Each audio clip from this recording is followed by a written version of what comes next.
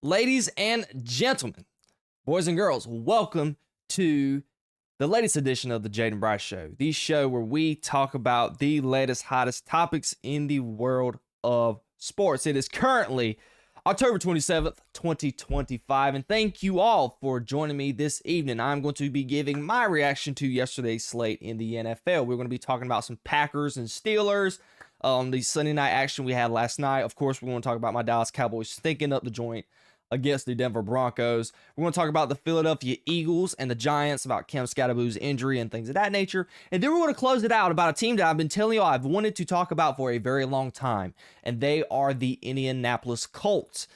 And are they actual Super Bowl contenders after their huge win against the Titans yesterday? We're going to get all into that. But before we get too deep, guys, I want to thank you for joining today's show. Do not hesitate to hit the like button, subscribe to my YouTube channel, and check out my videos down below in the description, and check the podcast out on Spotify and Apple Podcasts. But without further ado, now that the housekeeping is away, let's go ahead and get into some NFL action that we had yesterday. The first game I'm going to talk about, shockingly, is going to be the Packers and the Steelers. You're like, oh, Jayden, you're not going to talk about your Cowboys first? No, I'm going to save those dummies for later. But first, let's go ahead and talk about the Packers and the Steelers. This was a game that I previewed in Friday's show because of the story implications that were pretty much could be told in this game.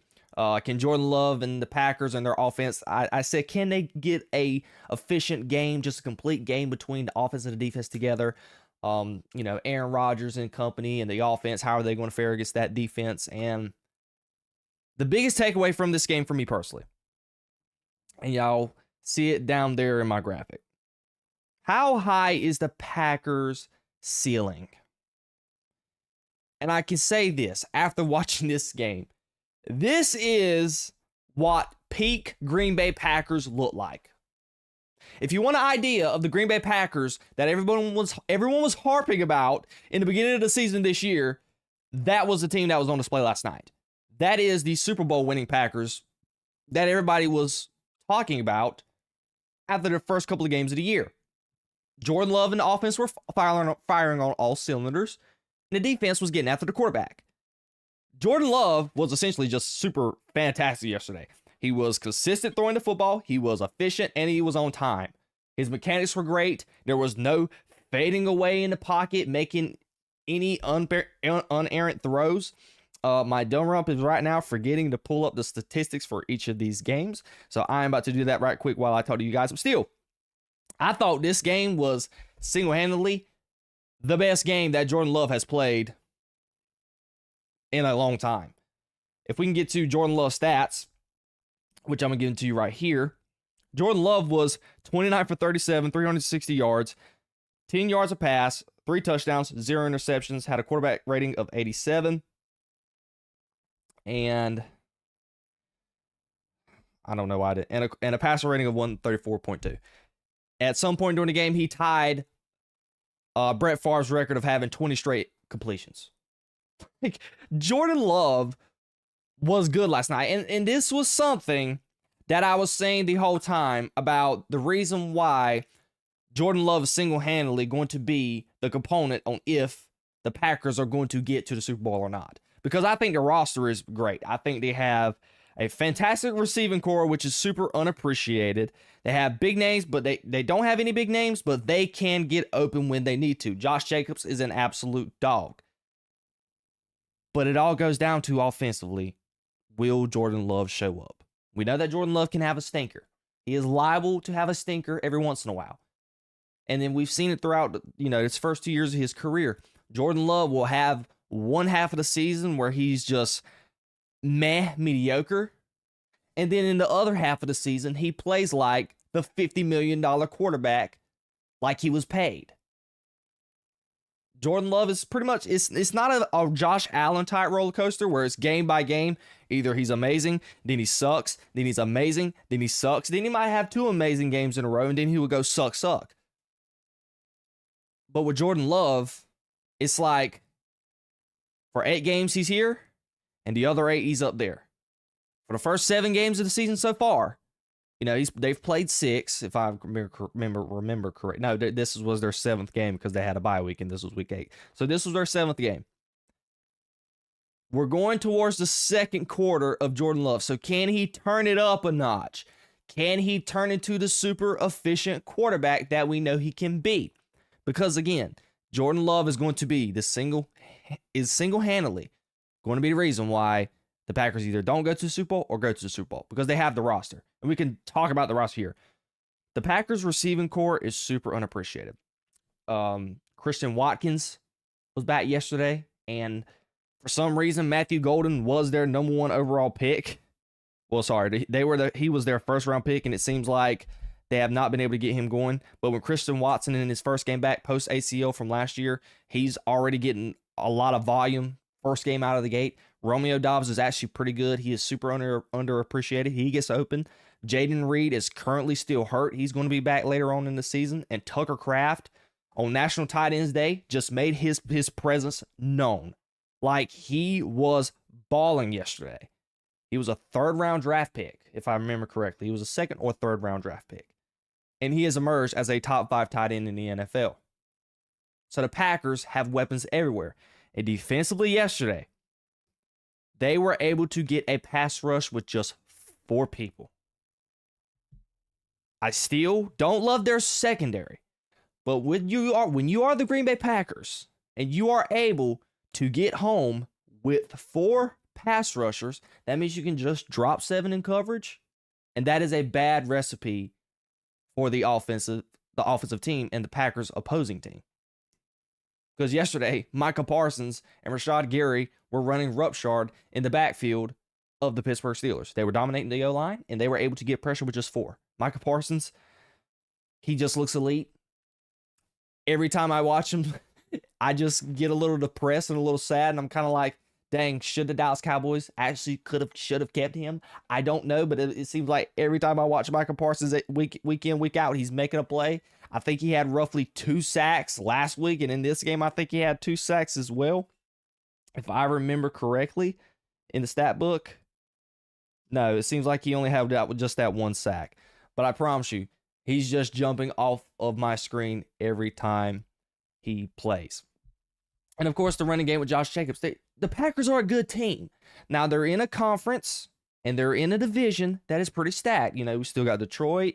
You had the Tampa Bay Buccaneers. You got Philadelphia. But the Green Bay Packers, and we saw it yesterday, that was their ceiling. If the Green Bay Packers, and mind you, all of this, specifically offensively, all of this was in the second half of the ballgame. So if Jordan Love and company can do this for 4 quarters, not necessarily score all the points, but if they can play super efficient in each phase of the game for 4 straight quarters, they can beat anybody. And I really do think they are going to be the cream of the crop in the NFC. Now let's move on to the Pittsburgh Steelers. Let's just face it. I don't think the Pittsburgh Steelers are a good football team. They were 4-1 going into their bye, if I 100% remember correctly. They were able to the good team that is a team that they beat that has turned out to be a good team is the New England Patriots. But part of me was always still a little reserved when it came to the conversation about, the Pittsburgh Steelers being the cream of the crop in the AFC. Because, and it was on display yesterday, Aaron Rodgers has played well, do not get me wrong, but everything else around him is meh. And it starts with the defense. The defense has not been good. TJ Watt and company, Cam Hayward, Jalen Ramsey, Darius Slay, Patrick Queen at linebacker. I did already say Jalen Ramsey. It's just they haven't been good. This defense is one of the. They've had a lot. Pittsburgh has spent a lot of money on that defense, and they have not been good. They have been in the bottom tier defenses in the NFL statistically, and I laid that out on Friday. And it had reared its head in this game last night. Now, to their credit, in the first half, they gave up, if I remember correctly, roughly, I think it was only 9 points going into halftime. If I remember correctly, I think that was the appropriate number. But in the second half, the Packers went at one point touchdown, touchdown, touchdown on three straight possessions. You just cannot do that. All the money they've spent on a defense, they're old. They're one of the oldest teams in the NFL. And the bad part is that I witnessed last night and that I was thinking about, without any sort of blitz, they cannot get home, which is really troubling to me, given you got a defensive line with Highsmith, TJ Watt, and Cam Hayward. But for some reason, they could not get home against Jordan Love and them last night unless they were blitzing, sending an extra player. So with just by sending 4 and dropping 7 in coverage, they can't get a pass rush. That is mind-boggling to me because TJ Watt has not had one of his best years this year. He has not been that physical, menacing presence that he's been in years past. But that was my thoughts on the Steelers, and something else that I was seeing as well, specifically offensively. Even though Aaron Rodgers and company has been good, do not get me wrong. And Aaron Rodgers has been doing pretty much more with less, because I've never liked the idea of the Pittsburgh Steelers having DK Metcalf as your primary option and wide receiver, and they're trying to run this 3 tight end sets with Giannis Smith, Pat Freiermuth, and James Washington. When they get behind the sticks, they're in trouble. The Steelers are legit in trouble because the Pittsburgh Steelers cannot make big plays. They cannot stretch the field. That is why when I was talking about the Steelers sometime last week or maybe a week and a half ago, I was talking about how the Steelers need to make a move at the trade deadline and get a number 2 receiver. Because outside of DK Metcalf, nobody scares you vertically. And to be honest, the way that DK Metcalf has been used in this offense, DK Metcalf has not been a vertical deep threat. I suspect that the Steelers should look into that. But the Pittsburgh Steelers just aren't a good football team and has not played good football ever since they came out of the bye. Offensively, they look pretty decent. But defensively, they look bad. And I was worried about their age. And they're playing this bad. And their bye was super early in the season. I'm worried could continue to get worse and continue to go downhill very fast. That was my takeaway from last night's game. The Green Bay Packers are a team that is elite. When they are on, they are on. But my Lord, when they are off, they can be off, specifically offensively. Last week, they were in a death match against the Arizona Cardinals with Jacoby Brissett at quarterback. But this week, on the road, in that hostile environment in Pittsburgh, with all the storylines, with Jordan Love coming back to see Aaron Rodgers, and Aaron Rodgers going up against his old team, I fell for the fool's gold. I thought the Pittsburgh Steelers had a shot, and it was looking like that in the first half. But I don't know what adjustments the Packers made. Matt LaFleur, what kind of speech he gave at halftime. But the Green Bay Packers look like the superior organization, the superior franchise, and just the superior team. So kudos to Jordan Love for showing up like he did. And if I'm a Pittsburgh Steelers fan, I think we can make the playoffs, which is this can kind of be an indictment against the Pittsburgh Steelers. The 2-5 Baltimore Ravens are currently still favored in Vegas to win that division. And the Steelers are like 2.5 games ahead. And they're not even the favorites. But I still think they can win the division. But they are not going to make a deep playoff run because of the age of the team, and the offense is not prolific enough in no way, stretch of the imagination. All right, that is my thoughts when it comes to the Packers and the Steelers. Now, let's go ahead. Let's go ahead and get to the what everybody's here for, you know. My Dallas Cowboys yesterday. A game that I told y'all on Friday is going to be the litmus test for if the Dallas Cowboys are a legit football team going forward for the rest of the season. This game had a lot of implications on it. Literally, Dallas could have went on a 4-game win streak going into their bye. Well, no, they could have been on a 4-game win streak after the first week, after going into the second week after their bye, because you had Denver, you got Arizona, who is struggling coming in on Monday night. After that, then you have your bye, then you have the Raiders. So you could have notched in 4 straight wins, and then got to your toughest part of the schedule of the so far in the season. And of course, yesterday we saw what happened. Are the Broncos legit? We'll get to that question later. But I am right now going to address my Dallas Cowboys because they need to be addressed. Because let's be honest, the Dallas Cowboys are just pathetic. They're pathetic. I found myself, had a couple of people call me, of course. I found myself very sad. You know, I love this team. I had high hopes for this team. I got bamboozled from last week's performance. Because if you weren't aware, I predicted Cowboys to lose last week against the Commanders because the Dallas Cowboys have never done good against a rushing quarterback. And I thought Jayden Daniels was going to have their way. Granted, I mean, you know, Jayden Daniels was without his top 3 targets, but I liked what my defense showed. It felt like they were competent in that game, and it was something that they can build towards. My Lord, was I wrong? This defense, they need help everywhere. Everywhere. Receivers were wide open. There were gaps everywhere in their run game.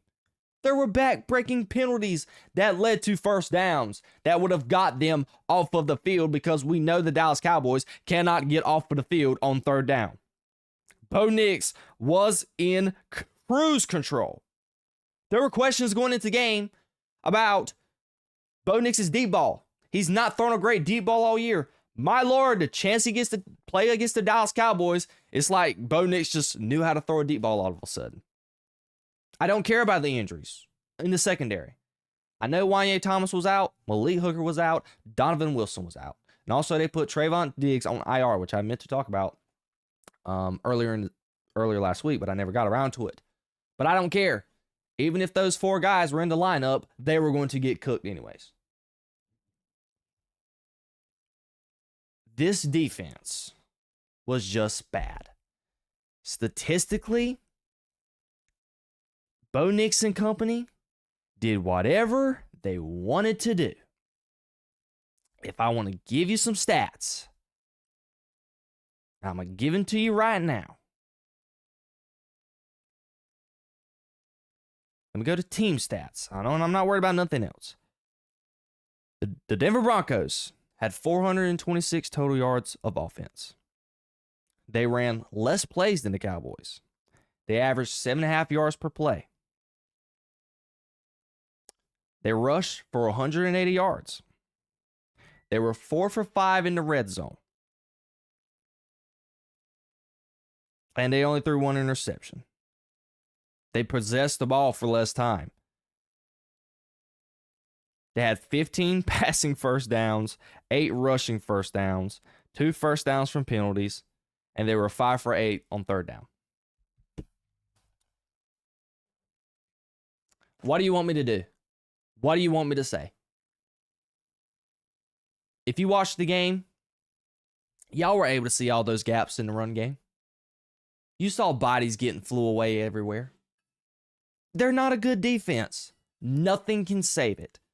There's no trade Dallas can make that will make this defense even below average.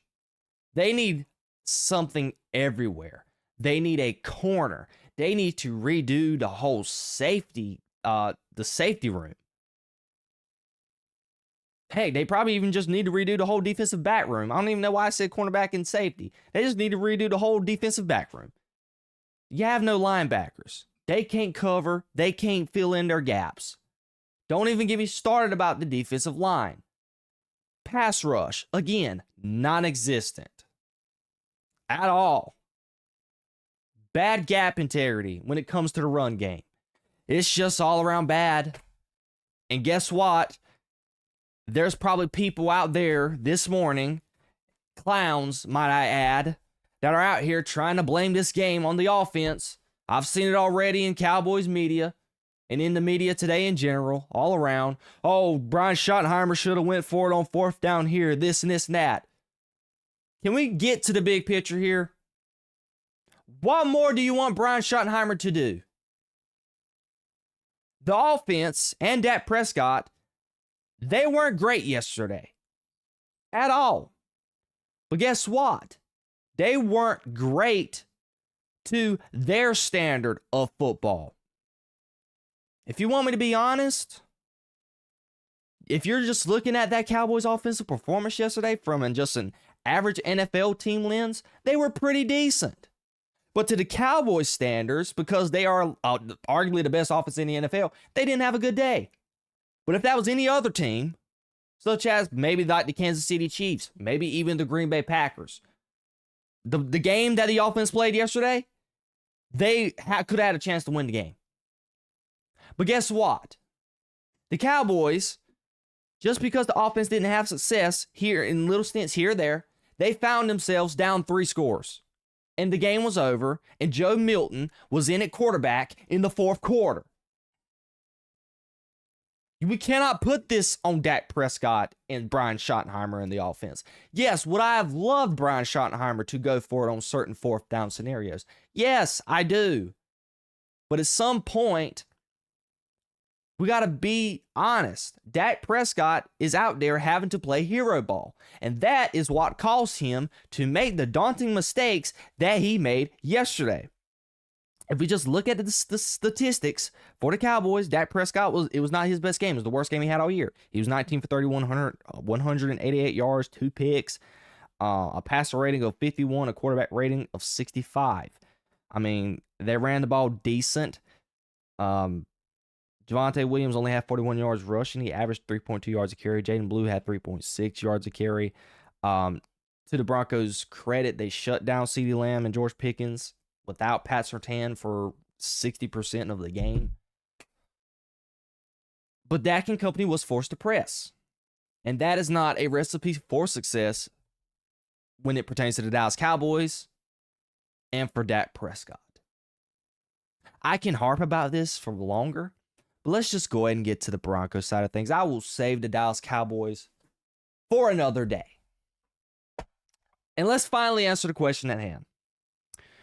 Are the Broncos contenders? I think the Broncos can contend for a Super Bowl. But I wouldn't bet on them because they're still inconsistent. Now, defensively, they are great. They are a top 3 defense in the NFL. They are currently they are on pace to make history. Like history. I think Tony Romo and them in the booth yesterday were making this comparison that, or making this analyzation and this key fact that right now when it comes to sacks, they are on pace to break the record and even tie the record with like the 85 Bears. And the 85 Bears are arguably one of the best defenses of all time. And that is in the likes of where that defense is at currently in 2025, referring to the defensive line. That defensive line is amazing. They have great pass rushers. Their DBs are a little suspect outside of Pat Surtain. But when you have a great defensive line like they do with Benito and number 0, I don't know his name on top of my head, but they can get to the quarterback. They are ferocious. And they made Dak Prescott uncomfortable yesterday. They're good, and they can compete with anybody. But it's always down to that offense. Now, I'm not taking much from their offensive performance yesterday. The Cowboys made the Bears and the Broncos look like the Kansas City Chiefs of old from 2019. Bryce Young had him a day. Caleb Williams had him a day. And you see how outside of that game, those two quarterbacks have looked against pretty contending teams, average to above average teams. They haven't looked that good. And yesterday, as I stated earlier, Bo Nix was able to do whatever the crap he wanted to do yesterday. Because he was able to go up against this atrocious defense. Wasn't pass rushed. He had the one little pick. But he was able to throw the ball on time, however he wanted to. He was not under duress. And he was able to do whatever they wanted to do. But we saw that the Broncos had a couple of key, huge drops. And in games prior, we've seen that the offense can be inconsistent. Specifically last week, we talked about it. The Denver Broncos turned up in the fourth quarter. But what happened in the other three quarters? And even in this game, it felt like the Broncos were about to have another situation where they were about to just turn off in the first half after the first drive. But then they ended up dropping 24 points in the first half. If I was a betting man, even though I'm not, I would still like the Chiefs in the division. And maybe even a healthy Chargers team. Because we've seen the Chiefs, they still got Patrick Mahomes. They got Rashee Rice now. They're clicking on all cylinders. I'm looking forward to watching them some more tonight with Rashee Rice at the wide receiver position. Another gadget at Patrick Mahomes' disposal. And maybe even the LA Chargers. I love them defensively just as much as the Broncos. Maybe not as much, but they're still good. And I love me some Jim Harbaugh. And I think Jim Harbaugh is a better coach than Sean Payton. Not by much, but he is. And I'd rather have Justin Herbert than Bo Nix. Because Bo Nix this is Bo Nix. So the Broncos are good. They are legit. As my Lord Third states, are the Broncos legit? Yes, they are legit. They're 6-2. They are currently number one in their division, if I'm currently correct. Because the Chargers are 5-3, and the Chiefs, after tonight, should be 5-3. So they're number one in their division. And I don't think their schedule going forward is horribly bad. So they're going to make the playoffs. But as far as making any noise and being Super Bowl contenders, I don't see them doing that because I think the offense, at the end of the day, is super inconsistent and is going to be the reason why they are going to single-handedly cost them a trip to Santa Clara later on this year. So that is my pretty much synopsis on that game. Now, when it comes to the Dallas Cowboys, I'm going to save that. There's a lot, and I mean a lot more, that I could discuss when it pertains to those Dallas Cowboys. Trust me, that is not the last that we are talking about them, because they, and I hinted on it earlier, there are the trade talk going into next Tuesday. We know the trade deadline is next Tuesday. So I'm gonna wait and give my 2 cents, and I may just make it just a video. I might not even do a whole live stream about it. But I have my 2 cents that I want to say when referring to making a trade and things of that nature. So there is more to talk about when it comes to the Cowboys. I'm gonna just save that for another day. So our very next game, which is, this one's probably gonna be shorter than all the other games, to be 100% transparent. The Eagles and the Giants. I didn't get to watch a lot of this game because I had to work roughly during the time frame of this game. And then, when I tried to watch it on my phone, I had problems trying to watch it on my phone for Wi-Fi reasons when I was eating lunch with some friends. But I went back, I watched the game, and I know, I came up with one talking point, and it was very interesting. What did Philly's offensive performance without A.J. Brown mean? Y'all know that A.J. Brown was not active yesterday for hamstring issues.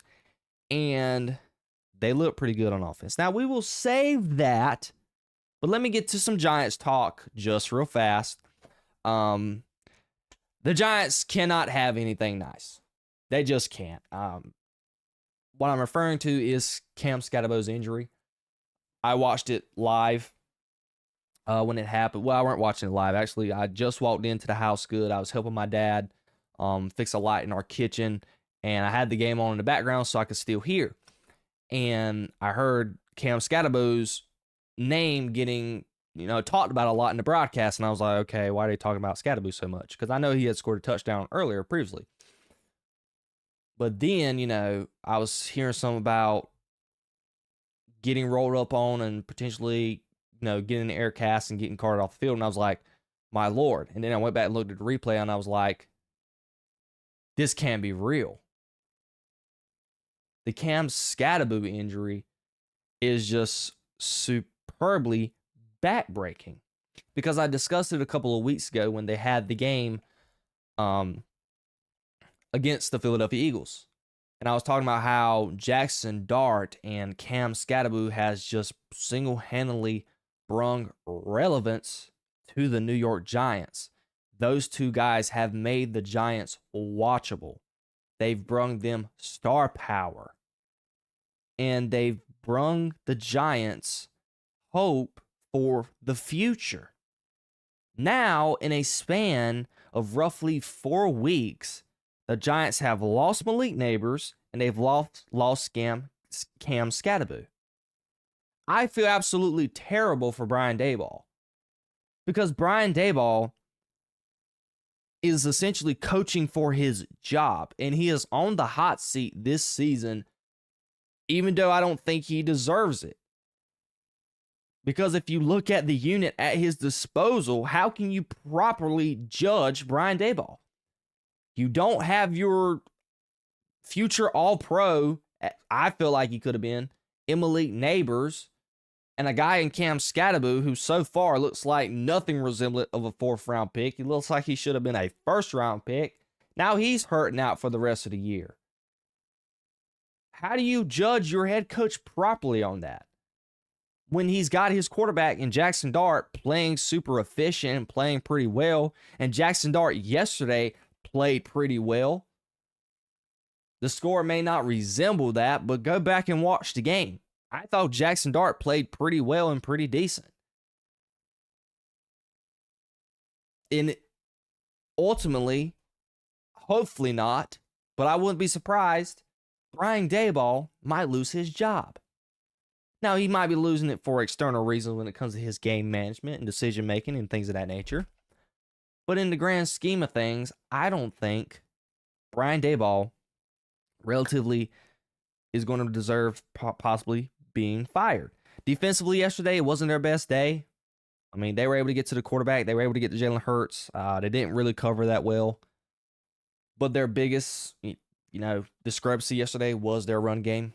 Tank Bigsby and company went crazy yesterday for the Philadelphia Eagles. And I got their stats ready, but we will talk about them later when we get to the Eagles portion of my argument here. But, the Giants, it's hard to win a game like that. When we'll talk about the officiating and some of the calls that were going against them with the offensive pass interference and the other horrible one with the tush-push fumble, that I watched that live. That was absolutely atrocious. And I got a separate rant about that for the end of this. But, and then you have that.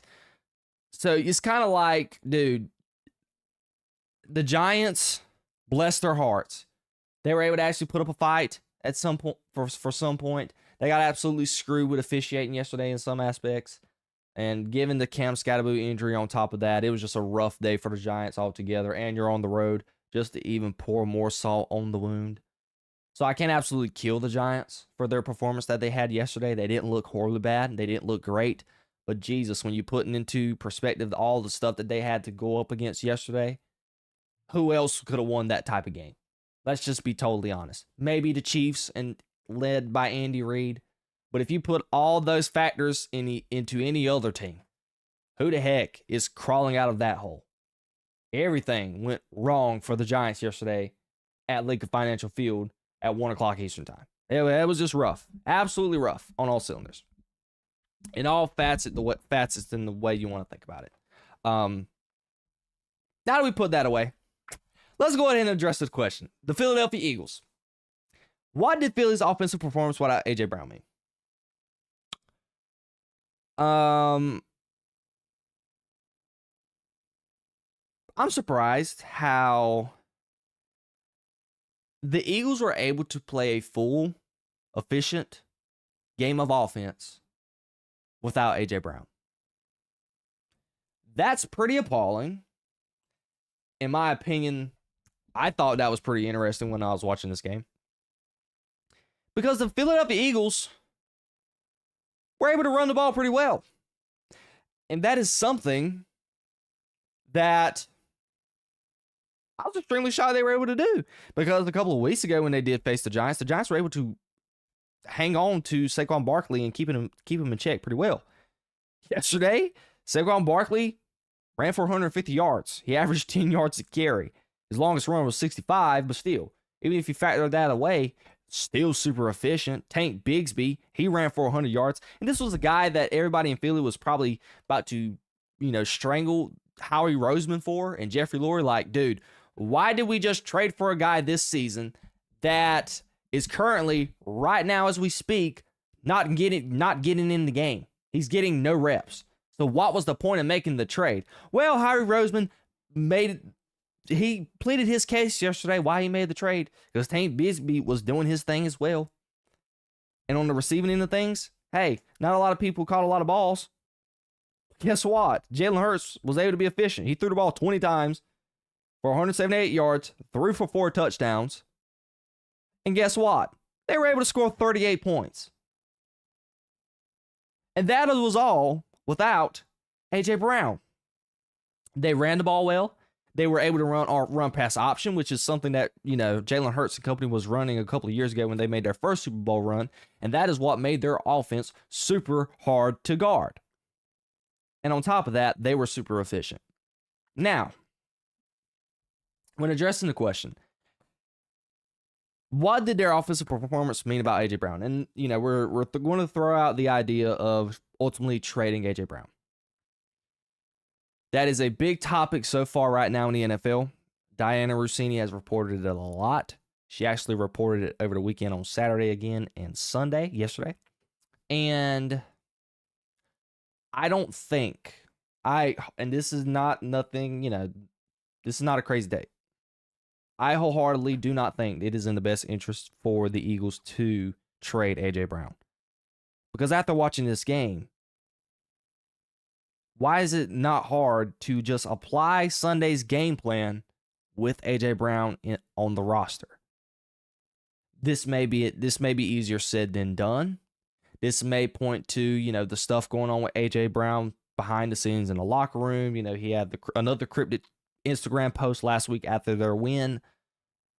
Last week, I cannot remember who they played on the top of my head for some odd reason. I know I covered the game. Oh, they played the Vikings. Yes, they played the Vikings last week, and they're winning against the Vikings. A.J. Brown had the cryptic tweet. But just from the outside looking in, just from an analytical standpoint, if you are able to apply this game plan with A.J. Brown, the Eagles, they can make themselves contending for another Super Bowl and making it to the Super Bowl again. Because we see how valuable A.J. Brown is, or how in the late game scenarios last week against the Vikings, you got that component. Okay, they still have A.J. Brown. So in the late game situations, he's still a threat. So you were able, as the Eagles, run a fake slant. You ran a slant go, and A.J. Brown beats his guy, and you win the game. That is an important component and an important, ingredient to the Eagles' recipe, which I think the Eagles' full recipe should be running the football at an increasingly efficient rate. They done it last year. Saquon Barkley had 2,000 yards of rushing. Historic season. So far this season, in 2025, he has not been able to remotely resemble that of his performance last year. But they were able to do that yesterday against a pretty good defensive front. And it's a defensive front that they've played already, and they didn't have nowhere near as much success running the football like they did yesterday. And I think altogether, rushing yards, they had 276 yards of rushing. If the Eagles do that, they can do that against any team and be in Santa Clara, California, come February. So I just think they should just apply the game plan that they have that they had yesterday with A.J. Brown, and the Eagles are just going to be hard to stop. Now, defensively, I still don't love them. They are able to rush the passer sometimes. They were able to rush the passer yesterday, but let's be honest, the Giants don't have the best offensive line out there in the league. In their defense, their back end, they're not that good. It seems like every week people are just wide open making big plays on their secondary. I think their secondary is heavily overrated. But just as a team collectively, they're going to be able to make some noise in the NFC. And I think A.J. Brown, he should still be on the Eagles. He may not want to be, but I think it's in the best interest of the Eagles to keep A.J. Brown. And I think if they can keep A.J. Brown and apply this game plan, their offensive game plan that they had yesterday, and apply with A.J. Brown in the roster, they'll be complete. So, did Philly's offense, what did that mean? What did A.J. Brown's not being active on the roster yesterday mean? It means that they are a rushing football team, and they are efficient running the football. But I still think they can do that with A.J. Brown in the lineup. Now, and I said I'd talk about it, okay? Because I'm an official. I referee football at my local high school association. So I look at officiating very much at a very high, intellectual rate. I pay attention to it. When I'm watching these games, I pay attention to the calls they make. I pay attention to, some minor details about officiating that can help make myself better as an official. But my Lord, that tush push play, I about lost my mind. Whoever that line judge was, buddy, count your days.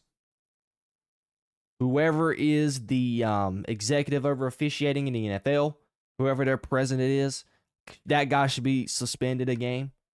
Because there is no reason why that should have been an early whistle. Not even close. The ball is just snapped. Jalen Hurts, he's just getting in the pile good. His body is still moving forward. There's no way that whistle should have been that fast. Not even close. Kayvon Thibodeau gets a clean strip in recovery.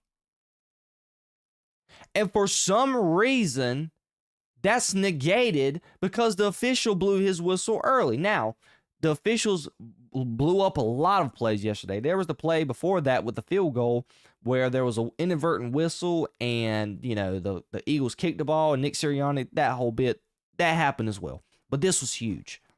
This was a huge play. The Eagles are on the Giants side of the field. The Giants are trying to get a stop, just trying their hardest to get a stop. And they get one, but yet it's negated because the officials want to blow the play dead early. That is bad. That is an indictment against the tush push by itself. Because we know the argument so far with the tush push has been, so far for the NFL and the officials, they've stated that it is a hard play to officiate. What happened yesterday is another ingredient from, there's multiple games, specifically the game against the Chiefs with, the false starts and things of that nature. But that play yesterday, that you can argue is the icing on the cake. The play is gone. You cannot have that. That is a clear fumble. And the official blew his forward progress early, and it made it unreviewable. That was a huge, and I mean huge, disadvantage to the defense. Absolute huge disadvantage. And if I remember correctly, the Eagles scored a touchdown that drive when they upheld their call and lined back up on offense with the first down. They scored a touchdown. Granted, from the score indications of it, it didn't mean much because the Eagles won by more than a single touchdown. But it's just for the whole context of things.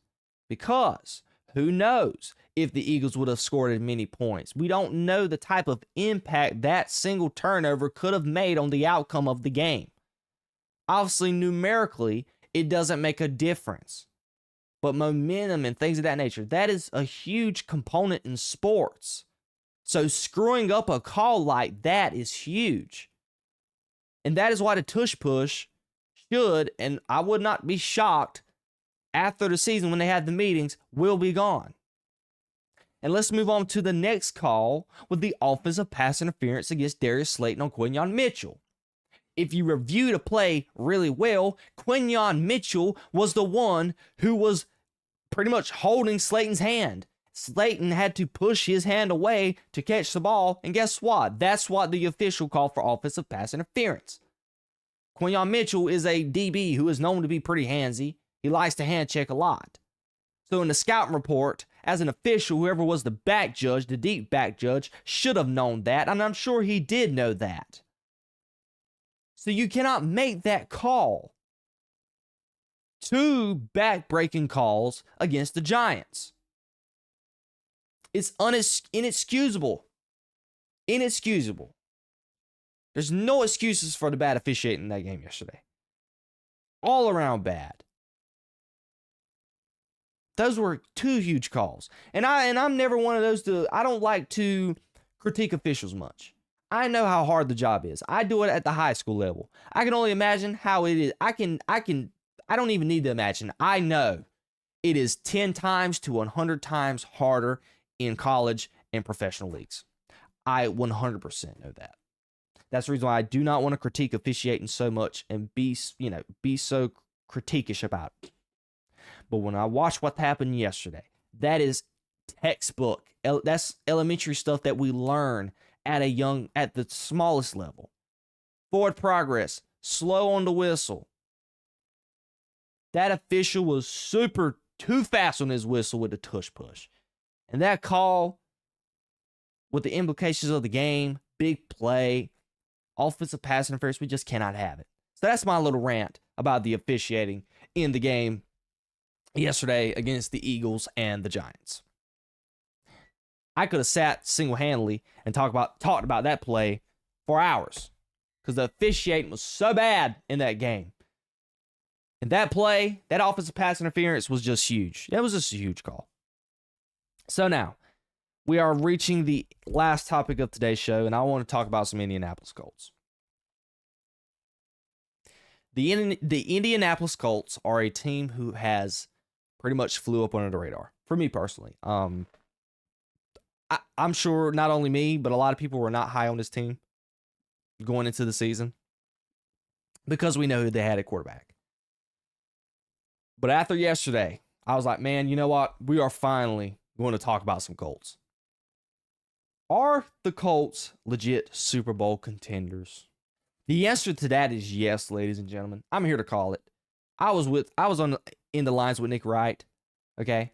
I was waiting for them to pull like a Saints from last year, where the Saints were like 2-0, 3-0, or 4-0, whatever they were, and then after that they fell off the face of the earth. But after 8 games, it's been 8 games, and it seems like nothing is going to change. These Colts, are absolutely here to stay. Jonathan Taylor is so good. He has 14 touchdowns. 14 touchdowns through 8 games. He is on pace to score 28 touchdowns. That is a lot for a running back. Today, you can argue Jonathan Taylor is single-handedly the MVP of the NFL.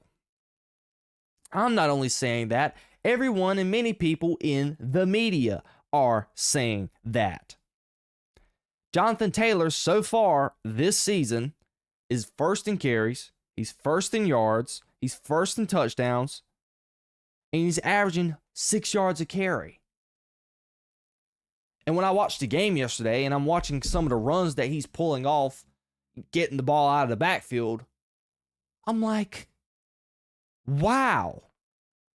We know Jonathan Taylor had a pretty historic season like roughly 2.5, 3 years ago, where he was like, I don't remember his like the numbers that he really had, but I just know he was like the number one fantasy player in the year that year. It should have been 3 years ago. I think it was the 2022 season. And then he's had the last couple of years he's had to deal with injury, and I thought it was going to be another Ezekiel Elliott thing where it's like, man, great player, but he's just going to run out of gas. He's already beat up and his body's beat up. I was wrong. Jonathan Taylor looks like he's turned back time. I mean, he's running over everybody, invading tackles. I was like, wow. Jonathan Taylor just looks so good. Daniel Jones is playing like the quarterback that the Manning brothers, Eli and Peyton, said that he was going to be coming out of Duke in the draft. That was the talk when Daniel Jones was coming out of the draft. Everybody was like, you know what? And Peyton Manning said it. He's like, man, this guy's the next best thing. This guy's going to be good. And we've been killing Daniel Jones. My nickname for him has been Danny Pennies. Daniel Jones has not been good. He was with the Giants. And when he went to the Colts, we thought it was going to be more of the same. But no, Daniel Jones has been playing elite. Super elite at that. He's been on time. He's been accurate. He's made some big throws. And he has took care of the football. And you may be sitting here thinking, man, Daniel Jones and the Colts have not played good teams. That is a lie. They beat Denver, even though it was pretty questionable in the way they beat them with the whole leverage call thing that the Broncos got. But they beat the Broncos. They should have beat the Rams if it wasn't for Adonai Mitchell dropping the ball in the end zone. And let's get to their receiving core with Adonai Mitchell. And Adonai Mitchell is a good receiver coming out of Texas. He was supposed to be like another good receiver, but he hasn't played like at all because it was a disciplinary thing when it comes to dropping the ball in the end zone. But guess what? They have TJ Warren. They have Michael Pittman Jr. out there making insane catches like he did yesterday. You have Josh Downs. You have Pierce. You got stars everywhere. Efficient O-line. Stud defense. The Colts are here to stay. And they are going to be competing for a Super Bowl. The roster, which I always thought, they got talent. The offensive line is top 5 in the league. Great receiving core. Young tight end. MVP caliber running back. Pro Bowl type quarterback Daniel Jones. It is crazy how much Anthony Richardson, and this is an indictment against Anthony Richardson if at the end of the day, it is crazy how much that Anthony Richardson held this roster back. How bad Anthony Richardson held this roster back last year. Anthony Richardson is never, and I repeat, never starting again for the Indianapolis Colts. That ship has sailed. Chris Ballard, he was getting a lot of crap. You know, everybody was, after last year, was wanting to be fired for that draft pick. But he's drafted a great team. All they needed was the quarterback. And they got the quarterback play. And now they are 7-1. They're leading their division. They are a top team in the AFC. Lou Anarumo, defense coordinator, coming from the Bengals. Everybody thought it was Anarumo's fault for the Bengals defense sucking so bad. Turns out they just don't have the personnel. And then he's went to the Colts with actual good personnel, and he's got them rocking down there in Indianapolis. Shout out to the Indianapolis Colts. You are on my radar. I'm finally going to give you credit. Okay? I wanted to talk about you guys. I want to watch you guys some more. I mean, it's hard to watch you guys and talk about you guys because you don't play on primetime TV. Majority of the time, you're playing at 1 o'clock on a Sunday when there's other games that I have to watch and pay attention to. And it's hard to get to you guys. I want to get a petition out, please. Can we get some Indianapolis Colts on primetime? Please. I don't even know if they have a primetime game. I'm about to roughly look at their schedule right quick, but I don't think, as of right now, they have any primetime games in the future. They have one Monday night game, but that is the Monday before Christmas. Christmas is on a Thursday, or is that Friday? Let's see, 23rd is on a Tuesday. Yeah, that's on a Thursday. Christmas is on a Thursday. So, Or no, that's a Friday. Anyways, they played a week of Christmas, basically on that Monday night. So I'll be keeping more track of you guys, and I want to talk about y'all some more. Y'all are a great football team. The Colts are a great football team. Shout out to Shane Steichen. He's been getting a lot of crap over his last couple of years as well for what's been going on down there in Indianapolis. But man, just a great operation. And something else that's very good to see as well, the daughters of Jim Irsay, they are super active with the franchise. You know, we've seen the clips on social media week in and week out of, you know, one of the daughters taking notes on the sideline of what's going on. Like, they are super invested in the franchise. You know, the passing of Jim Irsay, it feels like the Colts are gravitating towards that. You got the patch on the jersey. And it feels like everyone is on one accord. Everyone has the same vision within the organization on what we want the Indianapolis Colts to be. And that ultimately feels like it is for the Colts to be the best they can possibly be. And everyone is in one accord, from ownership down to players, even down to the daggone equipment managers, to the lowest of the low. Shout out to everyone down there in Indianapolis. I tip my hat off to you. I wish my franchise was getting ran as efficiently as you guys are right now, from top to bottom. Great job by the Irsay family and company, and great job by the head coaches and everyone involved down there in Indianapolis. And that, ladies and gentlemen, will be it. That will conclude today's show, roughly right up under an hour. That's how I like to keep it. I will see you guys again on Wednesday. I'm going to cook up a nice show. I might just go live tomorrow night just to, or maybe even tomorrow morning, roughly, just give my quick thoughts on the game from last night and maybe some other talking points that come up. But Wednesday, we're going to have a good show. We've got a lot I want to talk about, and specifically about my Dallas Cowboys. And yeah, a lot going on. Thank you guys so much for watching. If you enjoyed, click the like button on the video, subscribe to my YouTube channel, check out my videos down below in the description, and check out my podcast on Spotify and Apple Podcasts. I love you all so much, and I will see you on Wednesday. Peace, love, and positivity always, y'all. See you.